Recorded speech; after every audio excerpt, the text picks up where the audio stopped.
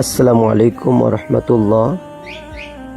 জল নিষ্কাশনের যে ভিডিওটা সকালে আপলোড দিয়েছিলাম, আজকে বিকেলে মহাদেবনগর ও গাজীনগরের কিছু যুবক ভাই মিলে এই জল নিষ্কাশনের ব্যবস্থাটা করলাম। আলহামদুলিল্লাহ, তাতে কিছুটা হলেও মানুষের যাতায়াতের সুবিধা হবে আশা করা যায় ইনশাআল্লাহ। এটা শুধুমাত্র জনস্বার্থে কাজ করা, নেকির উদ্দেশ্যে আমরা করেছি। মানুষ কষ্ট পাক, এটা যাতে আমরা কেউ না চাই, এবং মানুষের কষ্ট দূর করলে আল্লাহ আমাদের কষ্ট দূর করবেন।